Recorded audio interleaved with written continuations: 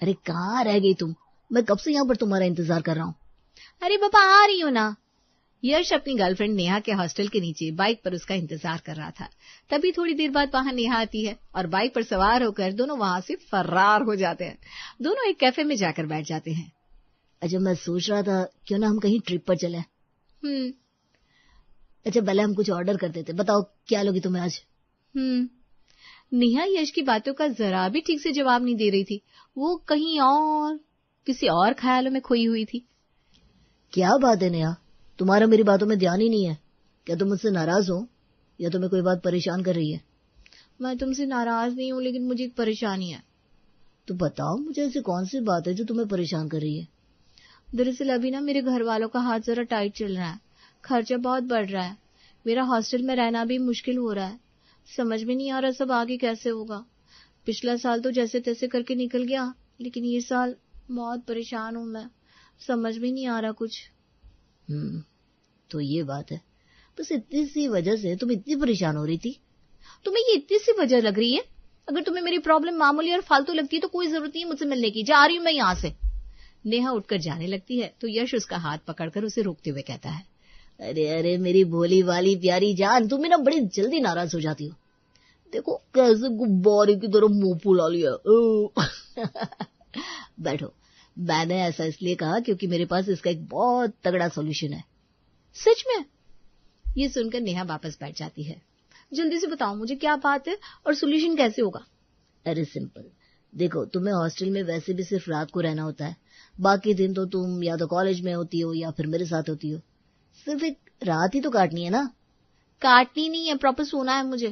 कोई तुम फालतू का आइडिया तो नहीं देने वाले कि मैं रात को तुम्हारे साथ इधर उधर घूमने लग जाऊं? मुझे भटकती आत्मा नहीं बनना।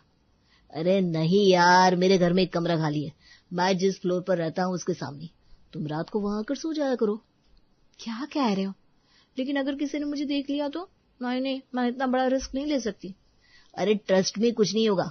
कोई उस कमरे के पास आकर भटकता भी नहीं है। और भला रात को वहां कोई आकर क्या करेगा? रात को सब सो रहे होते हैं। तुम सुबह उनके उठने से पहले चली जाना। ठीक है।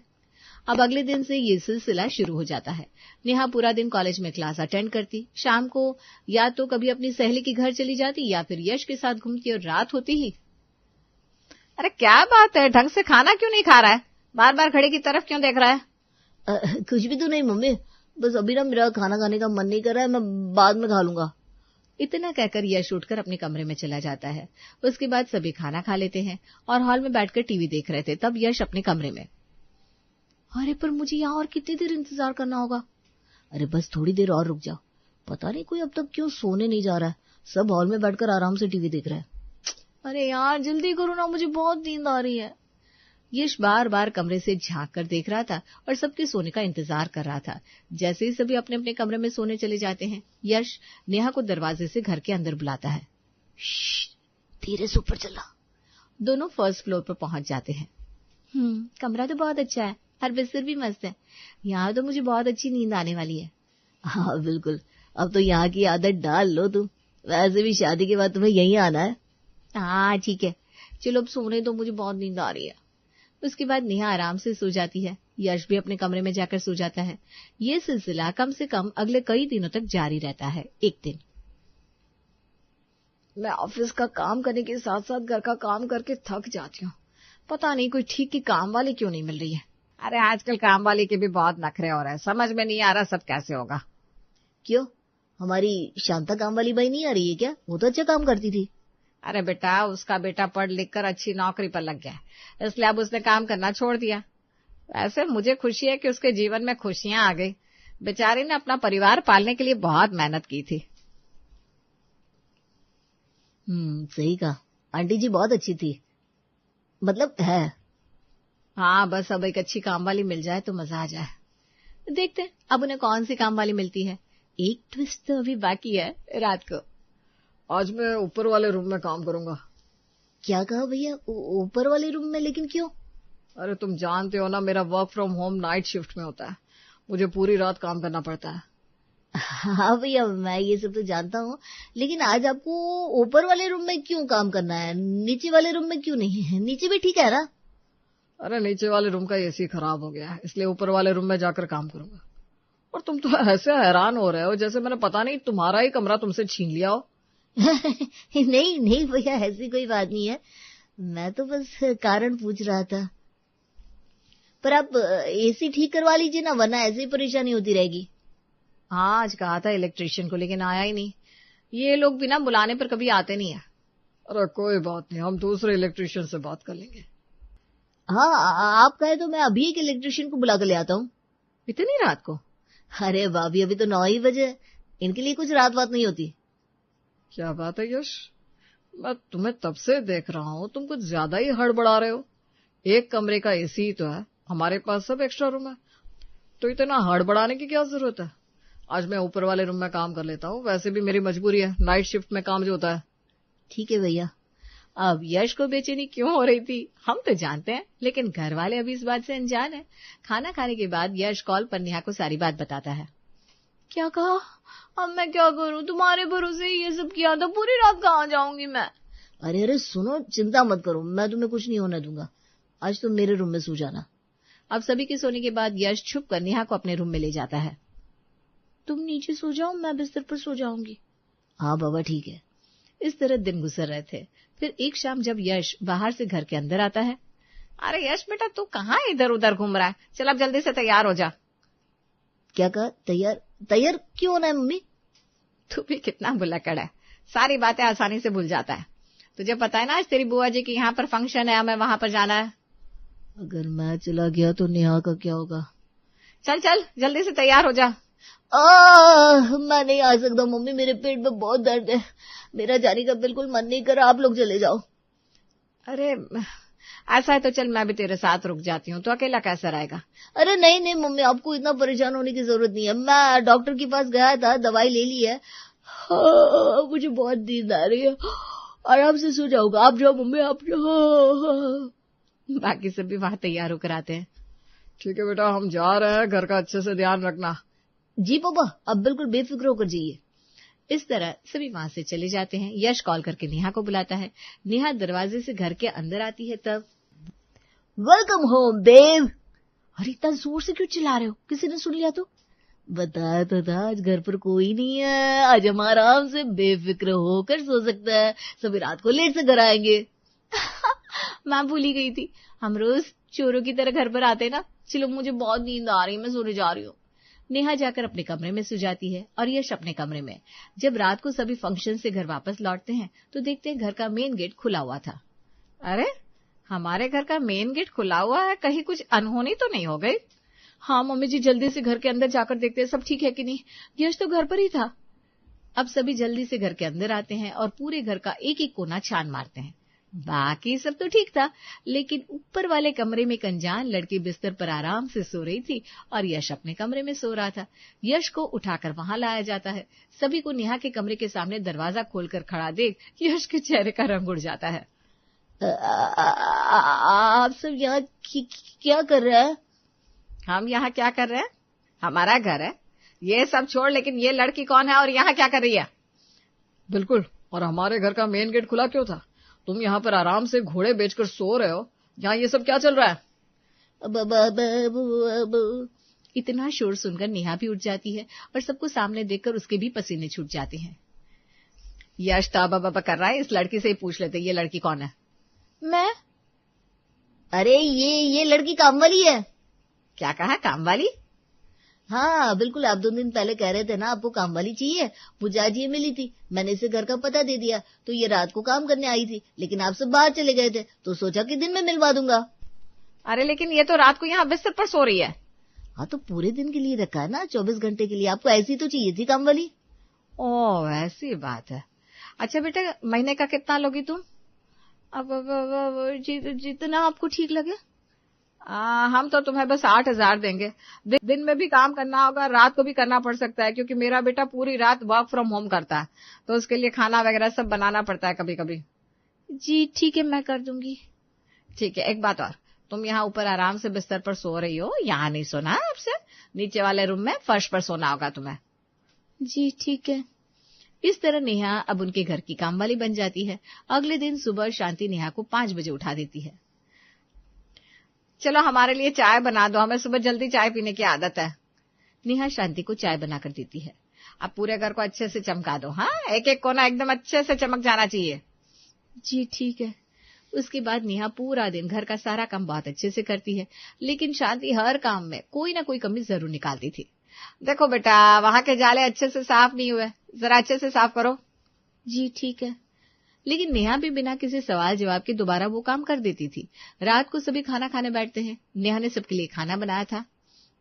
खाना बिल्कुल भी गर्म नहीं है, ठंडा हो गया है। खाना खाने में स्वाद ही नहीं आ रहा। हाँ, अगर गर्मा गर्म खाना होता तो और मजा आता। तुम दोबारा खाना गर्म कर दो। जी ठीक है। नेहा दोबारा रसोई में खाना लेकर आती है और सबके लिए गर्म खाना लेकर वापस जाती है। सभी खाना खाते हैं और रात को जब नेहा अपने कमरे में सोने जाती है, अरे अरे बेटा, अभी इतनी जल्दी कहाँ जा रही है सोने? मैंने क्या बताया था, रोहन रात को काम करता है, उसके लिए कॉफी बना दो, और जब उसे भूख लगे ना तो खाना भी बनाकर दे देना। जी ठीक है। अब नेहा सबसे पहले कॉफी बनाकर रोहन को देती है। जब कॉफी देकर वो वापस अपने कमरे में नीचे फर्श पर सोने के लिए लेटती है तो उसके कमरे में यश छुप कर आता है। मुझे माफ करना, मेरी एक गलती की वजह से तुम्हें ये सब करना पड़ रहा है। मेरे घर वाले तुमसे बहुत काम करवा रहे हैं। तुम चाहो तो ये सब रहने दे सकती हो, मैं कुछ और इंतजाम कर लूंगा। अरे नहीं, मुझे कोई परेशानी नहीं है। तुम्हें इतनी चिंता करने की जरूरत नहीं है। तुम जाओ यहाँ से, किसी ने देख लिया तो गड़बड़ हो जाएगी। थोड़ी देर बाद वो रात को दोबारा रोहन के लिए गर्मा गर्म खाना बनाती है और उसे खाना परोसती है। खाना बनाने के लिए शुक्रिया। तुम मेरे लिए 2 घंटे बाद गर्मा गर्म कॉफी फिर से बना देना। वो क्या ना, रात को बहुत नींद आती है। जी ठीक है भैया। अब नेहा 2 घंटे तो सो जाती है और अलार्म से 2 घंटे बाद उठकर रोहन को कॉफी बनाकर देती है। इस तरह नेहा को बिल्कुल भी आराम नहीं मिलता। 2 दिन यूं ही गुजर जाते हैं। सभी उससे बहुत काम करवा रहे थे, जिसके बाद तीसरे दिन, अच्छा नेहा बेटा, तू आज हमारे साथ शॉपिंग पर चल। पर मैं आप लोगों के साथ शॉपिंग पर जाकर क्या करूंगी? अरे तुझे हमारी मदद करनी है कपड़े दिलवाने में। अच्छा, तो आपको अपने लिए कपड़े खरीदने हैं? अरे नहीं, हमने यश के लिए एक लड़की पसंद की है। हमने लड़की को पक्का कर दिया है। उसके लिए हम सब सामान खरीद रहे हैं। इस हफ्ते बाद पक्की हो जाएगी जब लड़की वाले यहाँ आएंगे।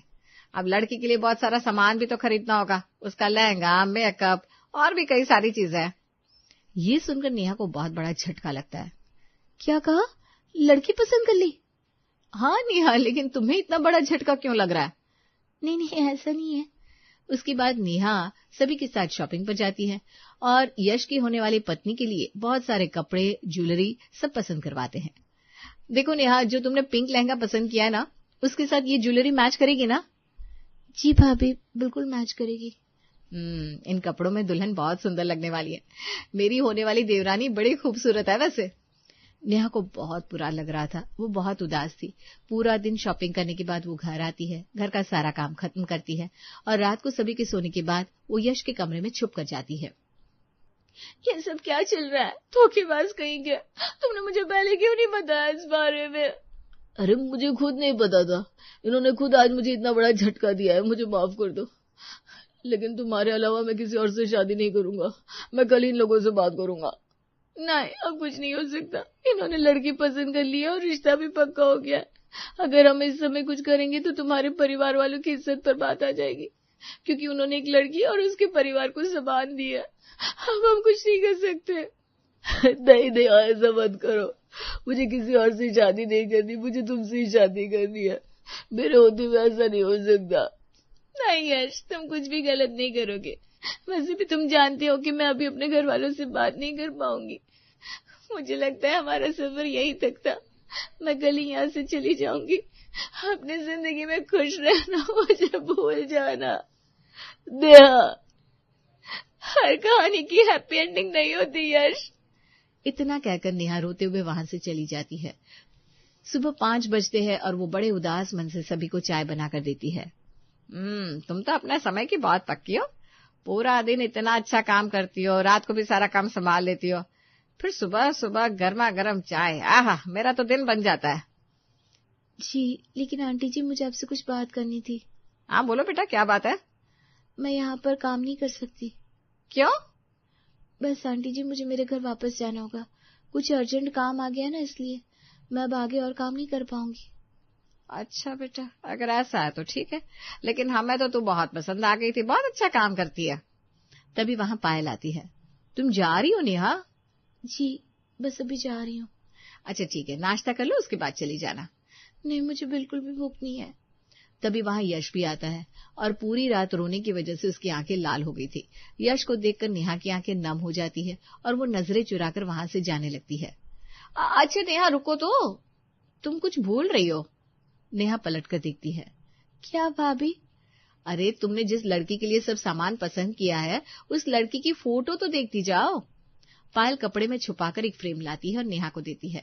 नेहा जब उस कपड़े को हटाती है तो देखती है वहां एक शीशा है। वो कुछ समझ ही नहीं पाती। क्योंकि मेरे पास तुम्हारी फोटो नहीं थी ना देवरानी जी, इसलिए शीशा लेकर आ गई मैं। ये सुनकर नेहा और यश बहुत हैरान हो जाते हैं। ये सब क्या चल रहा है मम्मी? तुम दोनों को क्या लगा हमें कुछ पता नहीं चलेगा? अरे उसी दिन हम सब समझ गए थे घर में इस तरह कोई काम वाली नहीं आती, लेकिन हम भी फ्लो के साथ जा रहे थे, देखना चाह रहे थे तुम दोनों का प्यार कितना सच्चा है। क्या तुम हमारे नखरे उठा सकती हो? बस वही चेक कर रहे थे। और तुमने बहुत सहनशीलता से हमारे नखरे उठाए, इसीलिए तुम टेस्ट में पास हो गई और हम तुम्हारी पसंद का सारा सामान लेकर आए। तुम दोनों को जरा परेशान भी करना था, इसलिए तुम दोनों को इतना बड़ा झटका दिया। लेकिन मानना पड़ेगा दोनों की शक्ल देखने लायक थी। रात को जो दोनों सुबकियां ले कर रो रहे थे। क्या आपने हमें देखा? हाँ, रात को नेहा ने खाना दिया तो उसकी आंखें लाल थी और तुम्हारे कमरे में आ रहा था तो तुम भी रो रहे थे। सोचा सुबह तो सरप्राइज मिलने वाला है, एक दिन रोने देते हैं। क्या भैया आप भी मजाक उड़ा रहे हो मेरा? वही तो, जाने से पहले एक बार पूछ तो लेते किसके लिए सब कर रहे थे। हमने आपसे झूठ बोला, उसके लिए माफ कर दीजिए। अरे कोई बात नहीं, लेकिन तुम्हारी यही बात हमें बहुत पसंद आई। तो अब तो तुम हमारे साथ बैठकर नाश्ता कर लोगी ना? हाँ, लेकिन आज का नाश्ता मैं ही बनाऊंगी आप सबके लिए।